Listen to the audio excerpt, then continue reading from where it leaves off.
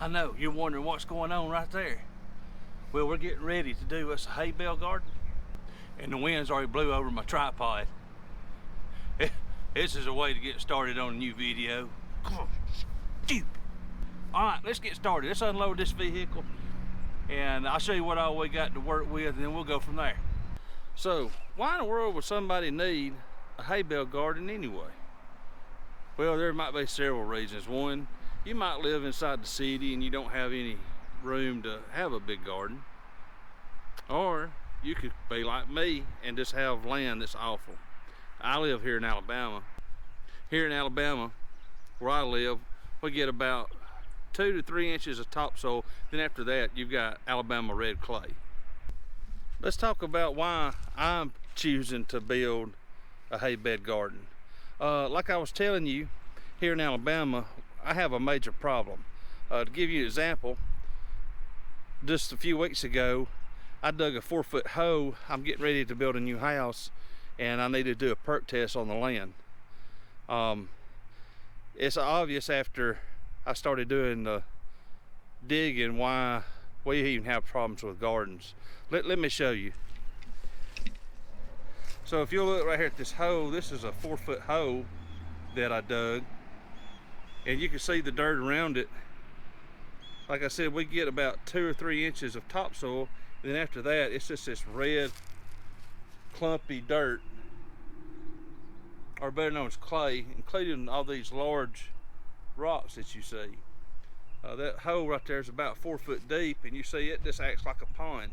That water sits in there. It rained 2 days ago, and that's what the ground looks like after that. For our hay bale garden, we're going to need a few simple items.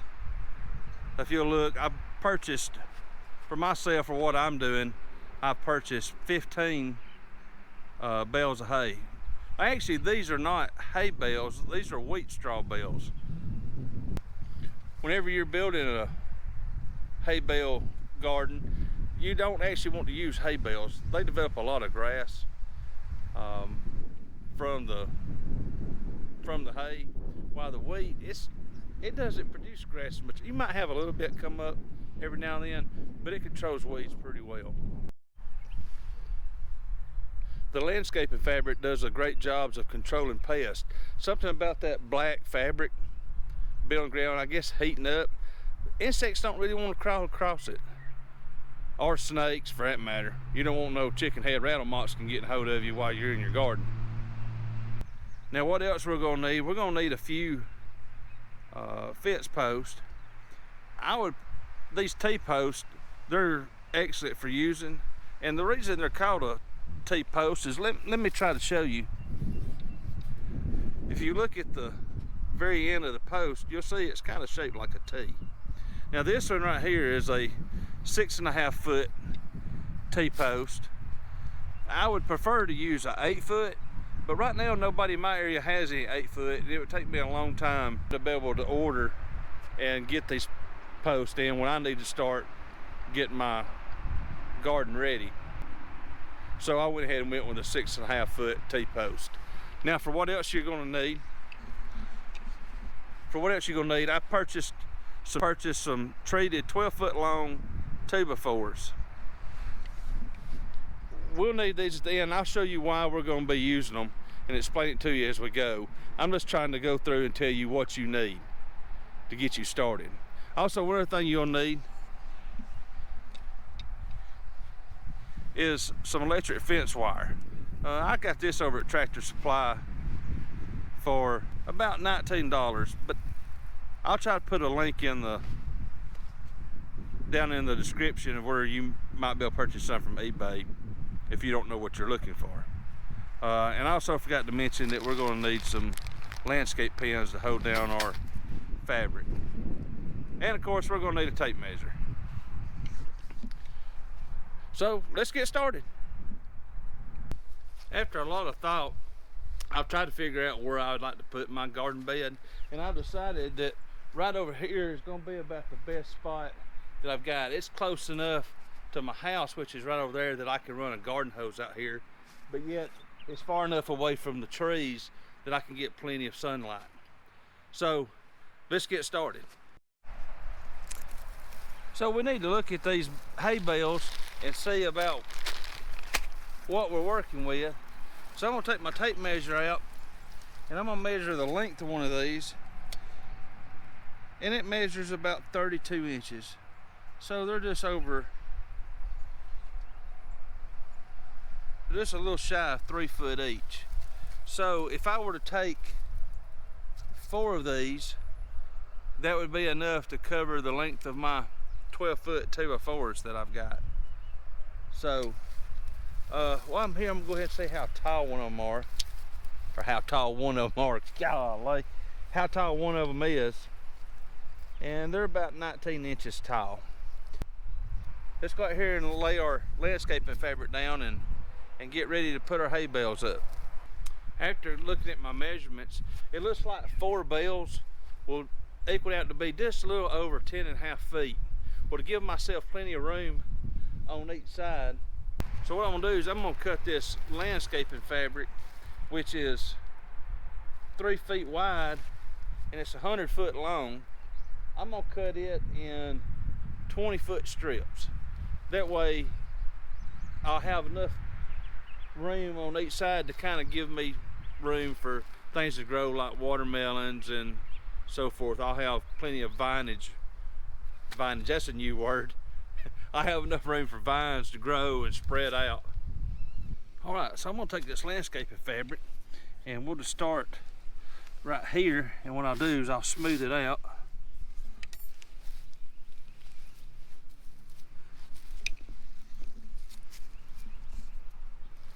Try to give us a good starting point. And since this is the start of it, I'm gonna go ahead and put one of these landscaping fabric pins. I'm just gonna stick it right there, and that'll be good enough to get it started. And we'll come over here on the other side.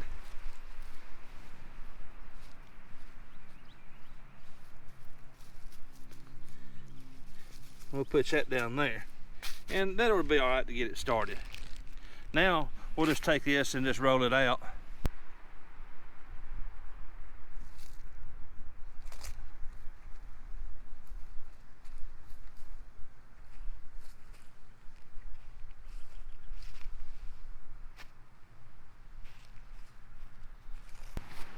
All right, so let's measure out about 20 feet and see where that gets us.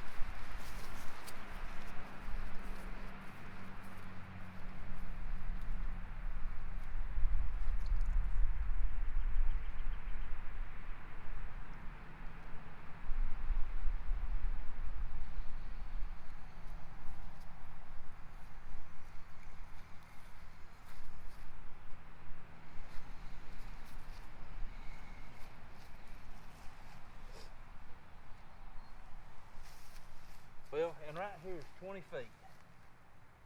So I'm gonna go ahead and just cut it right here. Fabric cuts real easy. You know what, before I get cutting too much more, I'm gonna go ahead and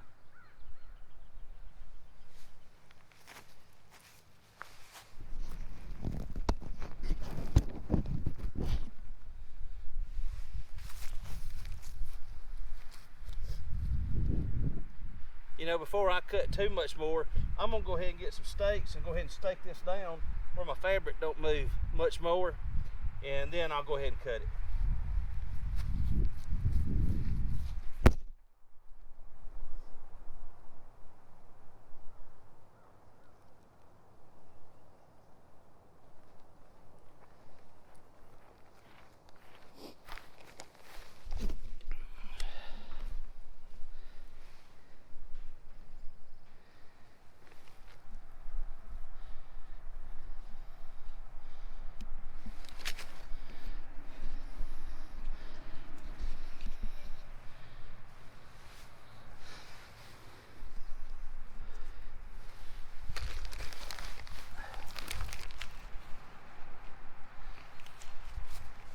Before I cut too much more, I'm gonna go ahead and get some stakes and go ahead and stake this down where my fabric don't move much more, and then I'll go ahead and cut it.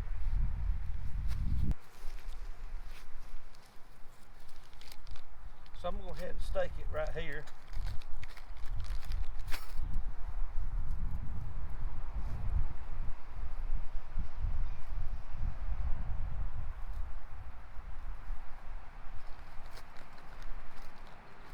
and over here on the other side.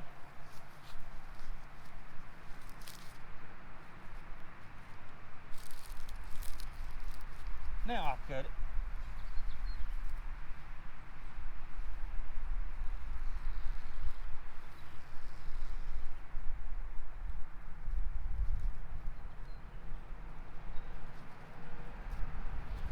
And this fabric cuts real easy also.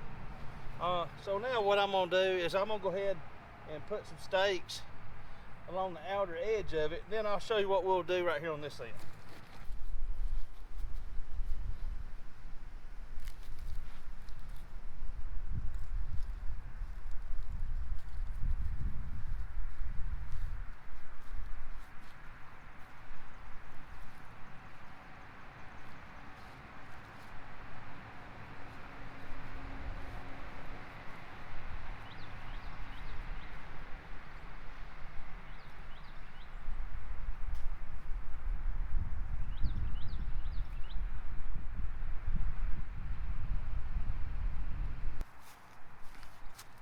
All right, from here, I'm gonna go ahead and take this fabric and I'm gonna go ahead and run another row through here.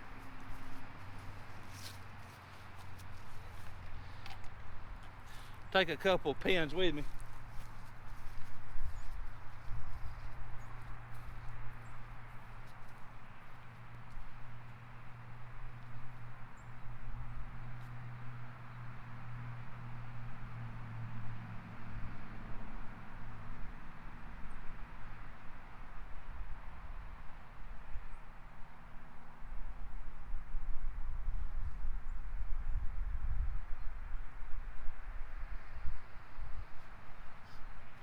Before I go much further, let me show you what I did. If you'll see right here, so when I'm going to get started, this pin is already down here. What I'm going to do is I'm going to lay this fabric over top of this other fabric, probably a good 3 to 4 inches. And what I'm going to do is I'm going to pull this pin up and kind of lay it back down over it, get it lined up, and then I'm just gonna put that pin back through it and just reuse that pin. Now I'm gonna roll it out and we'll continue from there. If you notice when I was pulling it there, I didn't stake the other corner over there, because if I did, and if I staked it crooked, the whole fabric would be crooked. It would come out like this, but since I just had that one stake there, I don't have a guide, I can lay it right where I want it, which is about 3 to 4 inches over the top of this other fabric. And once again, I can pull this stake up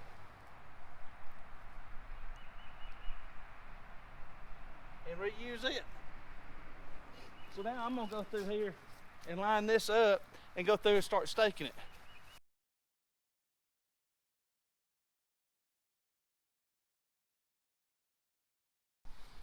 Now I can go ahead and pin this side down.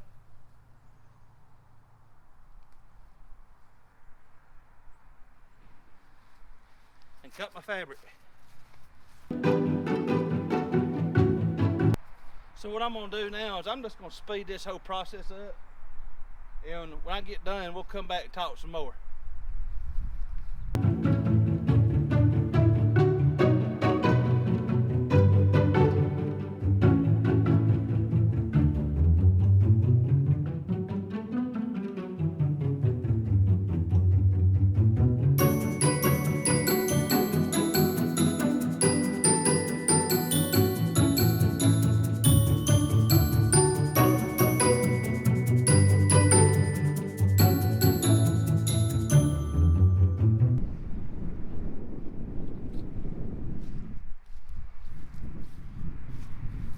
It's pretty windy today, and we've been having some major wind issues, so my tripod keeps getting blowed over. Hope you didn't get too much plumber's crack a while ago. I'm a big old boy, and sometimes I might show off a little bit, but if I do, I'll wind up blurring it out where you ain't got to look at it. All right, let's get back to work.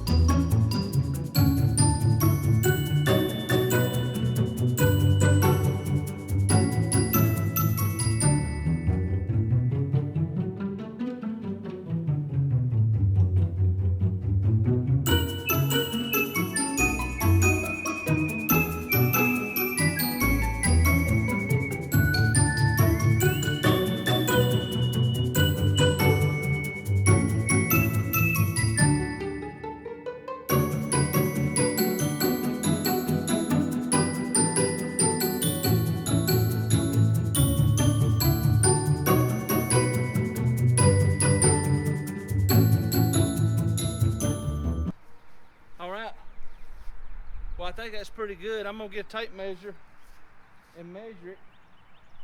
I figured out whenever I laid my hay bales out, I get a total of about 100 inches across, which is a little more than 8 foot. If I'm right,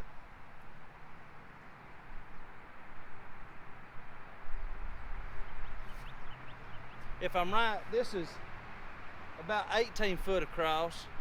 So that almost give me 5 feet on each side, which I think would be plenty. I need to have a little bit of room right over here on the side where I can travel through here with my vehicles and lawnmower and stuff.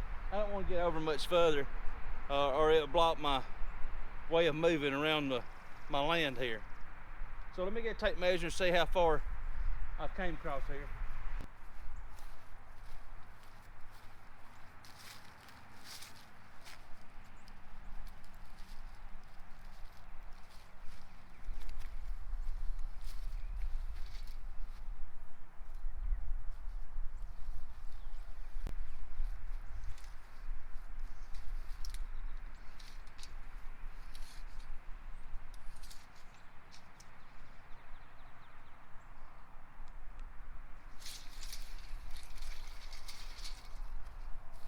It's just a little over 16 feet across.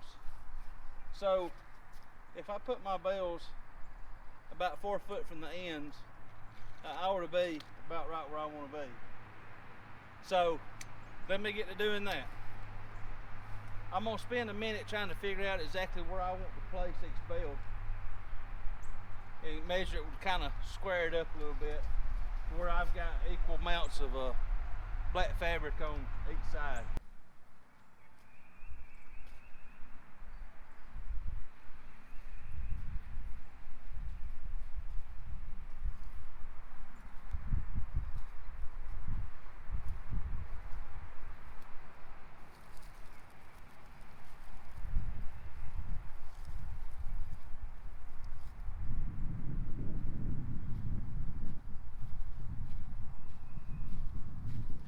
Alright, notice I've got my first bale there. Instead of me laying it down like you think I would, we want the strings running this way instead of running on the top and bottom. We want them on side to side. That way the straw, the cut piece, is sticking up, and that will help us out with our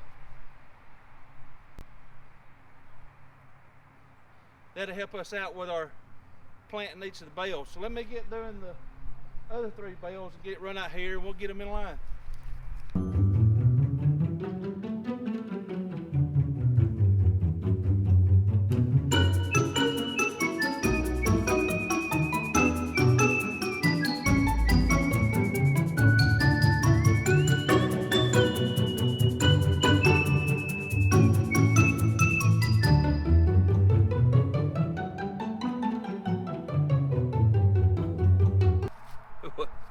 Now look here. So I'm not gonna lie to you, my math might have been off just a little bit. Apparently right over here I'm gonna have a little less room than what I got over here. I don't know what happened. I measured on these bales. I guess they're all different sizes, but fortunately I got a line right here in my fabric that I can follow, and one right here, and basically keep it straight. So I'm gonna go ahead and do that, and we'll see how it turns out. I'll be right back.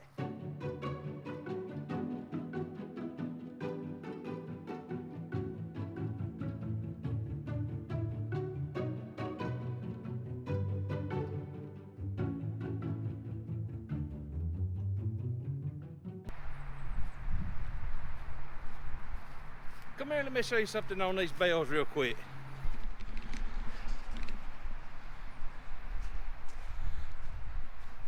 So I was noticing when I was putting them in, if you'll look at the texture of this, the straw is kind of running this way, or on this it's that way, but the way we want to have it doing is like this straw, where you can see where it's finally been cut, and on these bales, I've noticed you've got one side, I guess is what you would call the cut side. It's real smooth, and then you have one that the straw is real kind of scattered out. So we want to rotate these to where all of them, this part right here is up, and that's going to make our job a lot easier for us in the long run.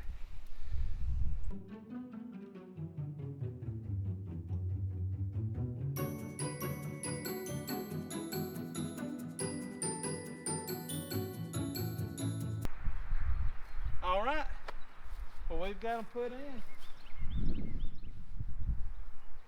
A little bit crooked. I'm gonna kind of work on straighten them out just a little bit more, and then I'll be right back.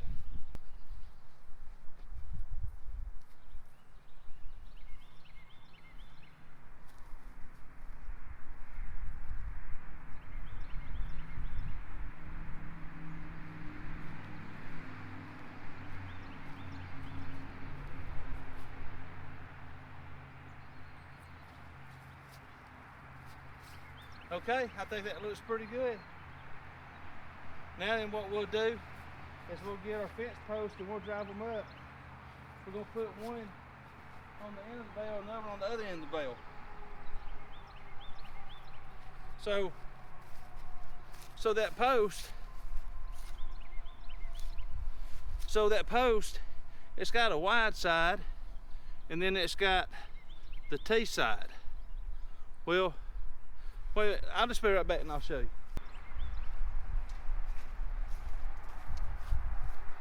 All right, so we're fixing to start driving our T-post up, and the natural tendency is to take this, what we would call the flat side here, and you would want to put that side, you think, up against the hay bale. Not in this case.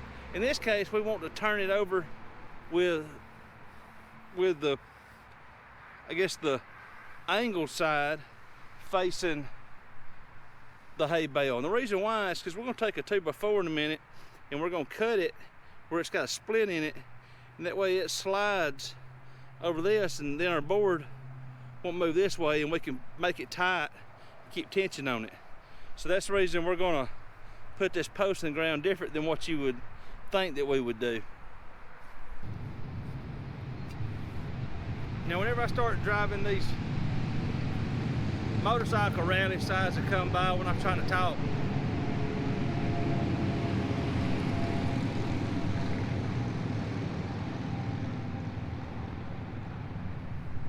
okay, so anyway, when you're putting your posts in the ground, these are 6.5 foot posts, and we're not wanting to be Superman and bury them all the way up to the white. All we're going to do is over this little blade right here, we're going to get the dirt just to about right there. So it's going to go in not quite a foot. We want as much as we get, but if we can get these blades into the ground, that'll be enough that it won't shift once we get all of our wire and our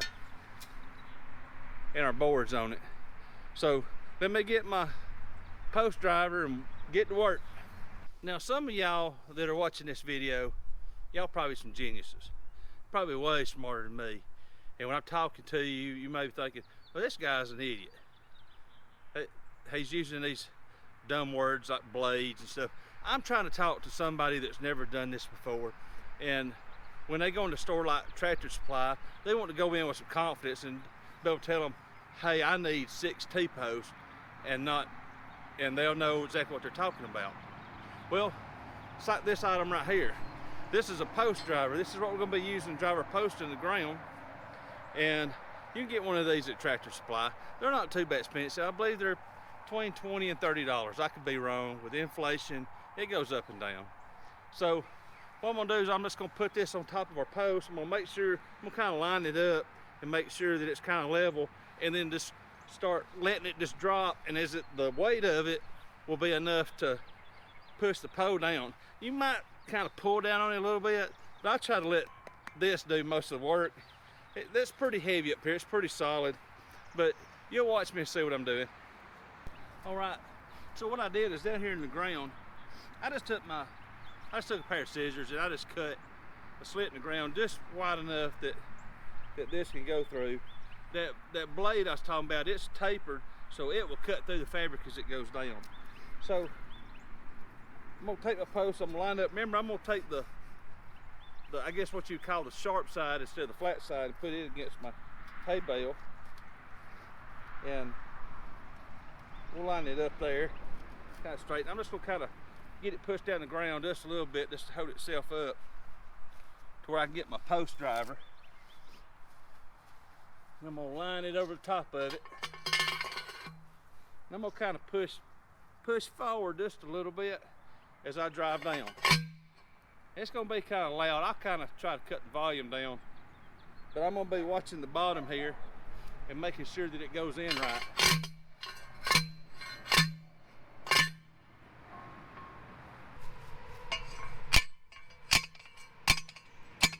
See, now watch as this blade goes down. As soon as it gets just below this mat, we're gonna be done.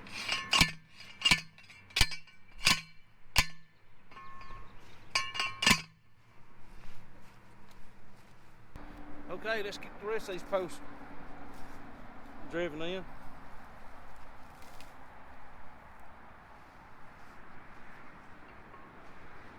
Look at me go here and put it on backwards like an idiot.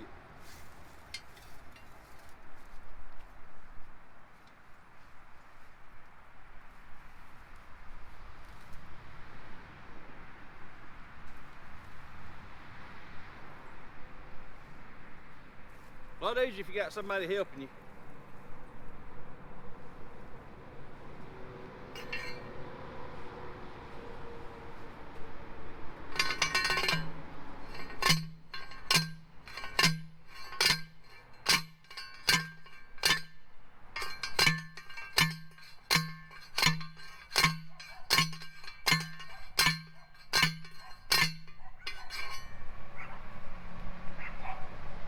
My goodness, this wind's just brutal today. So let me show you what I'm doing real quick. I'm just taking my scissors. I'm going down here on the ground and just making a little cut. Something just big enough just to get my post through. This will fit in there real nice.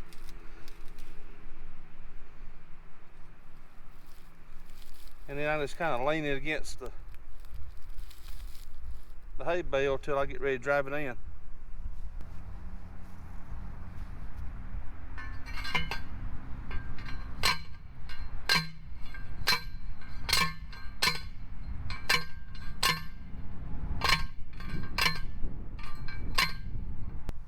This wind's giving me a real hard time today. I'm sorry I keep losing footage, but my tripod keeps blowing over.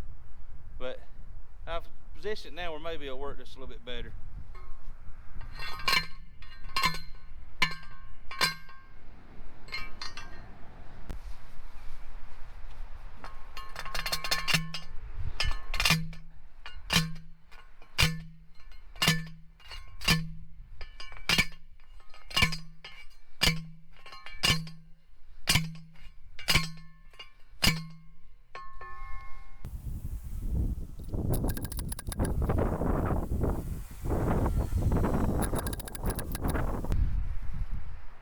So that's the hard part.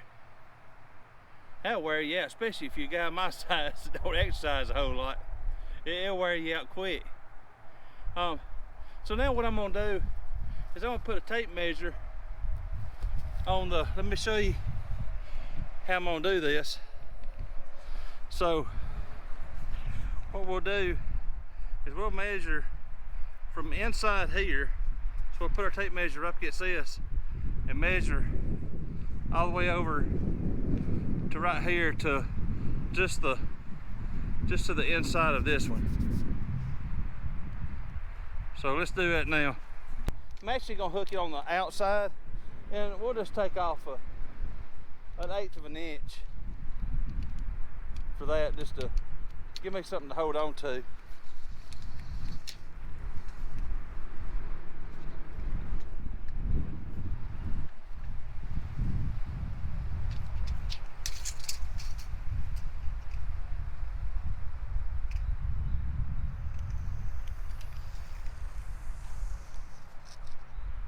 So this one is 123 and 1/2 inch.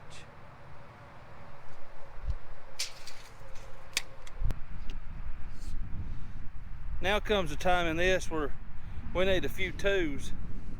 We're gonna need a drill, a skill saw, or we call it skill saw, circular saw. I like to use the 4-inch, a framing square, a flathead screwdriver, a pencil, and a tape measure. So we set our measurements. So this minute ago we set our measurements were 123.5 inches. What we're going to do, we're going to cut this just a little bit longer. We're going to go to 124 inches, and that way these posts kind of work like springs, and we're going to kind of push them back just a little bit, put a little pressure on them, and so we'll cut this board to 124 inches. All right, so here we are, right here at 124 inches. So what I'm going to do, I'm just going to make a little mark. I like to make a little point right there where I can see what I'm doing.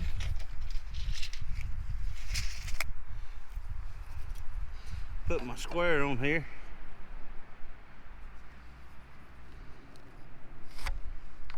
Draw me a nice line. And we'll get our saw.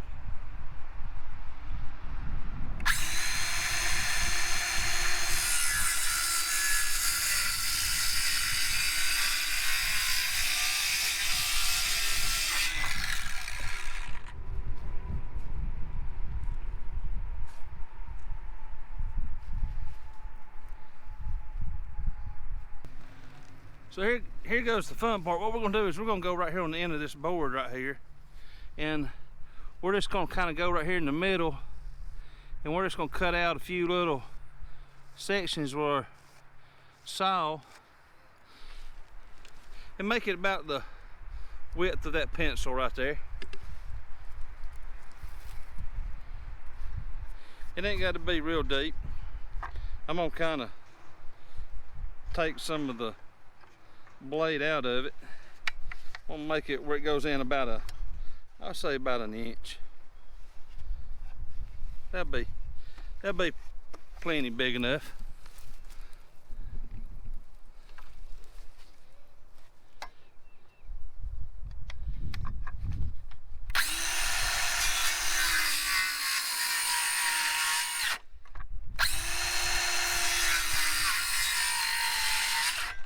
We're just gonna keep making several cuts here.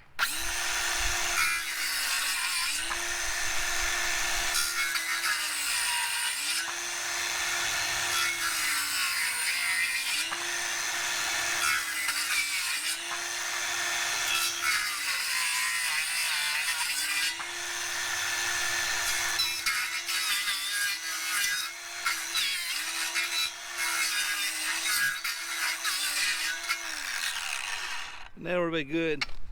And hey, don't do like I do. Get you some safety glasses.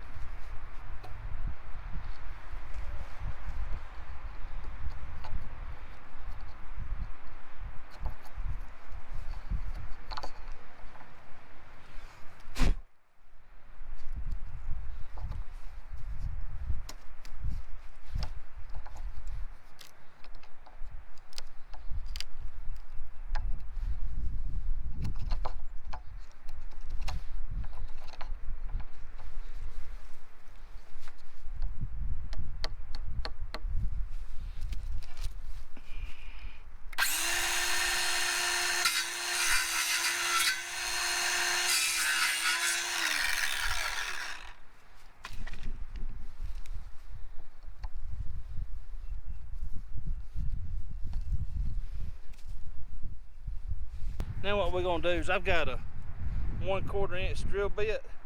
It's gonna kind of go about right there and just drill a hole through the board, and that ought to be enough. Now what I'm gonna do is I'm just gonna go ahead and do the other side that way. All right, now what I'm gonna do is I'm gonna get some of this wire, and I'm gonna get about a 1-foot long piece of it.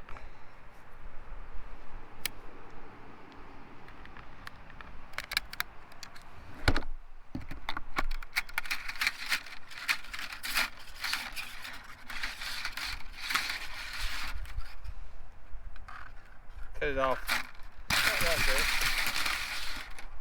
there. That was fun, wasn't it? Now this piece I've got, it's way too long, but it's all right. We'll cut it off in a minute. We'll get about 2 pieces like this.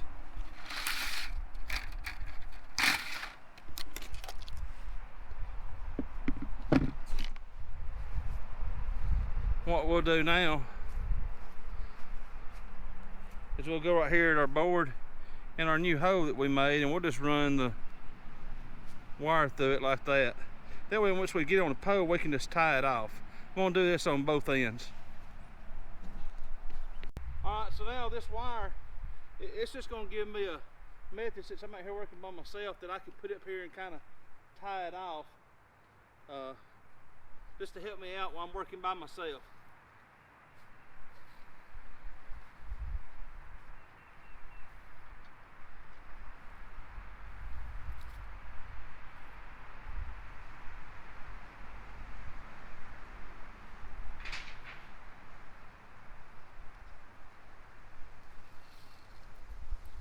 Kind of get it halfway lined up,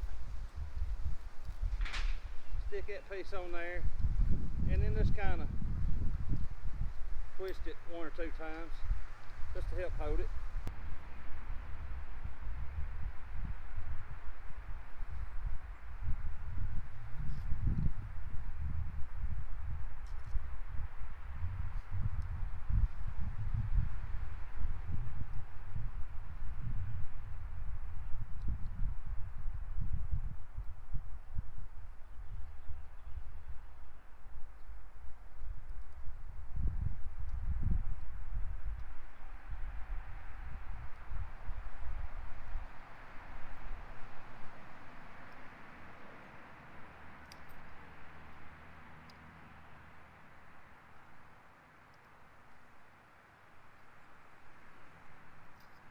Then once I get it tied on there like I want it, I'm just go ahead and clip off the extra.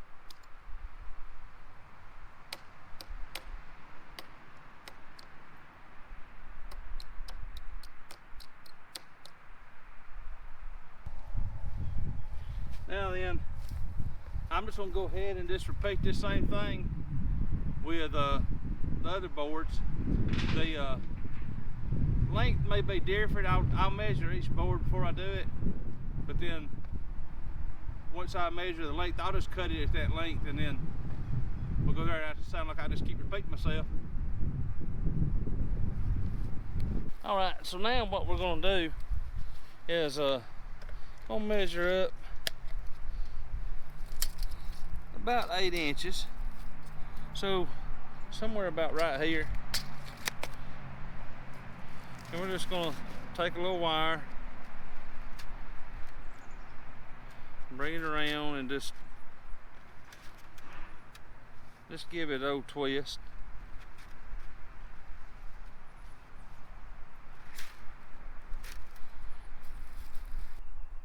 So now I'm gonna just take my wire and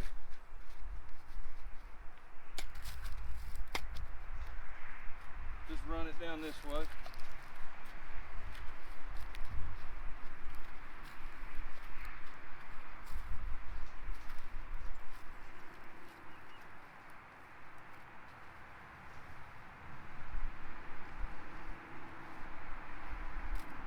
Once again, I want to go up about 8 inches.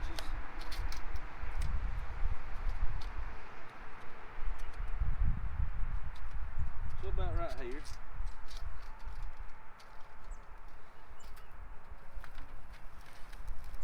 I'm gonna run off enough wire that I got a little bit extra.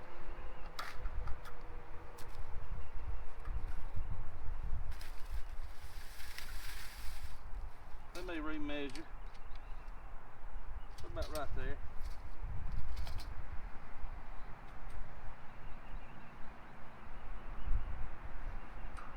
So I'm just going to bring this around and get it as tight as I can get it with my hands.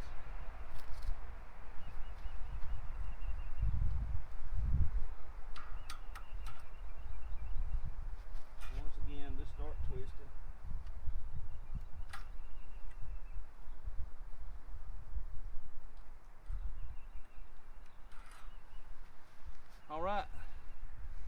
pretty happy with that. Now I'm gonna do the same thing, and I'm gonna go up about 12 inches on each run. So I'll get about 2 more wires up before I have to stop. All right, so now we got our wires tied up. Just put a little twist tie in them. There's 3 wires going each one. That way your cucumbers can hang on to it, or your green beans, or whatever you're planting, have something to hang on to. So I'm gonna go ahead and do these other 2 real quick, and then we'll go on a little bit further after that. So I moved these bales that was right here and put them down here on the other end. And as you see, we've already got the other lines. They're not quite tight as a guitar string, but it'll be enough to hold cucumbers or beans or anything like that. So what I'm gonna do is, I've got an old cattle panel, and I think I'm gonna take it and put it down here and loop it over and come down here. That way our spaghetti squash has something to cling on to, and it won't, I just don't think this is going to be quite strong enough to hold up something heavy like a spaghetti squash. So I'm going to go get that old cattle panel and see if I can put it up there and see if it'll fit. New cattle panel up here. I said a new one. I mean, it's an old one, but this is something that's a little bit more sturdy that the plants have to hang on to. So now I think our garden can handle anything up to spaghetti squash or cantaloupe. We're gonna let some watermelons, we're gonna grow some watermelons, but we're just gonna let them run across the ground. Next, I'm gonna talk to you about how we need to work our hay and get it ready. This is where we start using nitrogen to make the nitrogen starts breaking the straw down into compost inside. We'll sit down and talk about it, and I'll show you what we're going to do. All right, we've been working hard today getting our bale garden all ready. Now comes the fun part. We get to start getting our garden ready to plant. Now that we've got our straw bale garden built, you would think we'd be ready to plant, but that's not quite the case. We've got to condition these bales in order to put plants in them. What normally would happen, it would take about a year of just setting these bales outside and letting them start decomposing and getting compost built inside for us to start using them. But we don't have that long. But what we do need is about 2 weeks. So what we want to do is we want to take about 2 weeks and get these bales ready to plant. The way we're going to do that is we're going to start using nitrogen. I went to my local co-op and I bought this bag of nitrogen. Now this right here is a 3400. This is what I'm going to use because this is all that where I'm at has. It's preferable to do a 4600, but unfortunately that's not what we had. But this will do just fine. This might take just a little bit longer doing this. Ideally what you want to do is place 1/2 cup of this nitrogen on each bale. My wife is not generous enough to let me use her measuring cups that you use for cooking to come out here and dip this nitrogen out with. But what I did do was I took a cup, just an old solo cup, and I put a 1/2 cup of water into it and I poured it in, and I was able to mark the outside of it. Also, I don't know if you can see it or not, but got down there and marked the inside also. So when I get my nitrogen, I can put it on these bales. Well, what you want to do is get your 1/2 cup of nitrogen, and you just lightly want to just sprinkle it across the bales, and then you're going to water it. Each bale will hold about 40 gallons of water. what you want to do, when you start watering it, the water's going to start coming out the side of the bale, and that's okay, we expect that. But what we want to start doing is seeing it get saturated and start running out of the bottom of the hay bale. And we'll know that we've got enough water in it then. And over time, just the nitrogen's going to work its way in through the hay bale, and it will get down into it, and the bale will start breaking down and start composting. And that's what we're going to do. What we're going to do is on day one, we're going to put nitrogen on these bales, and we're going to water it till it's fully saturated. On day two, we're going to hold off on the nitrogen. We're not going to put that on the bale. We're just going to only water it. So we'll fully saturate the bales with water on day two. On day three, we're going to do nitrogen again, fully saturate it with water. Day four, we're not going to use nitrogen. We're just only going to water it. Day five, we're going to use nitrogen. Day six, water. Day seven, nitrogen. Day 8, water. Now after that, for this next coming week, on week 2, we're not going to use a half a cup anymore. We're going to go down to a 1/4 cup, and then we'll start doing that through day 14. And then after that, we'll have been done treating our bales with nitrogen. And then after that, we're done. We can just water the bales and just keep them, make sure they're staying nice and moist.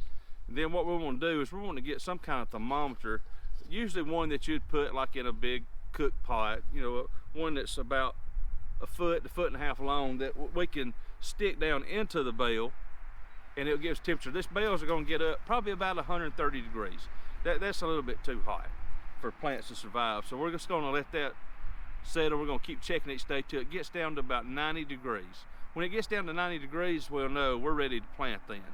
And then I'll show you what we'll do at that point. So let's take our nitrogen and sprinkle on the bales, and let me show you how that works. So right here we've got our nitrogen. What I'm gonna do is I'm gonna get my cup. I got way more than half a cup. This has got the consistency of sand. I'll bring it here and let you look down in it and see what it is. So I've got this a little bit too much. It ain't got to be perfect, but I'm trying to get a good feel of about where it ought to be. All right, we're about right. So what I'm going to do now is I'm just going to take it and I'm going to start just sprinkling on the bale. Just putting a coat all over the top of it.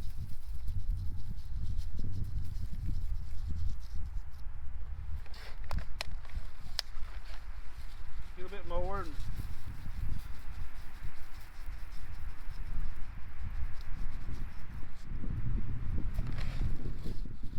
I'm just going to keep coating each one.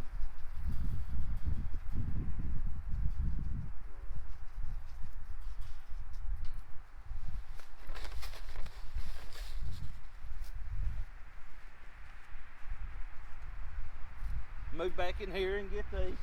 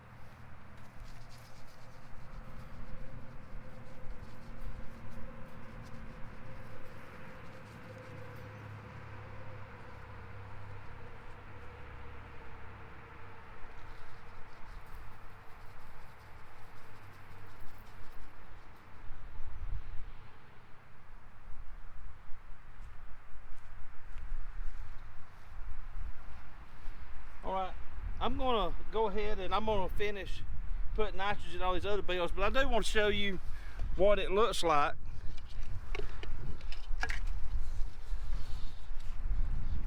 I do want to show you what it looks like once it's on. Once it gets coated, you can see how it has the granules just lightly on there. But then here in a minute, we're gonna put some water to it and and it'll start absorbing into the hay bales. All right, so the first time that we put water on here, like I said, it's going to use up about 40 gallons of water per bale. We got 14 bales, so for the first time we're going to use about 560 gallons of water, which is a pretty good bit. This will be the only time that we have to really use this much. After this, they'll still be a little bit wet, so it won't take us near as long to water them. But let me just show you how I'm doing that. All right, so I just have me one of these long handle sprayers, and I've got mine. I'm gonna set it to shower. I'm just gonna turn it on. And like I said, whenever you start doing it, you're gonna have water start coming out the side of the bale, which I'll show you in a minute. Well, I'll go ahead and show you now.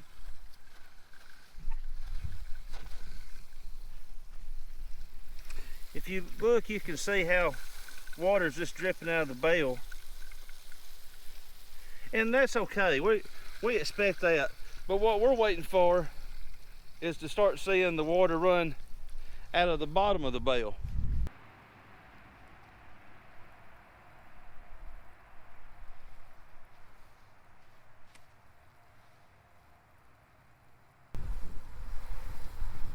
Sorry, I had to step away for a minute. Apparently I had a kink in my hose. So now we're just going to let it go till it becomes fully saturated. When it gets there, I'll show you what we're looking for.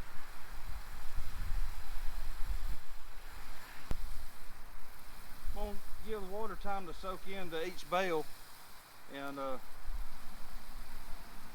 I'm going to just keep moving down the line and putting water on it. Then I'll come back to the first one after I get down to the end.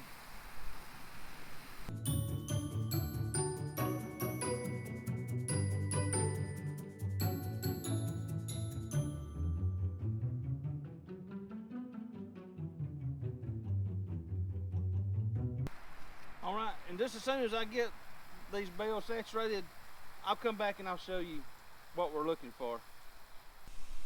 All right, here goes what we're looking for. Let me show you. So you see the water putting up in the bottom. It's starting to stream and run out. That's what we're looking for, to know that our bale is totally saturated. So it took me probably about 10 minutes to do one bale. So I'm gonna move on and start doing the other ones. Well, here we are, done with day one. Now what we gotta do is let our hay bales start conditioning. We'll continue working on them throughout the week, on into next week, and then we'll start letting the heating process happen. And once that gets done, then probably about 3 weeks, we'll be ready to start planting. I'll see you next time.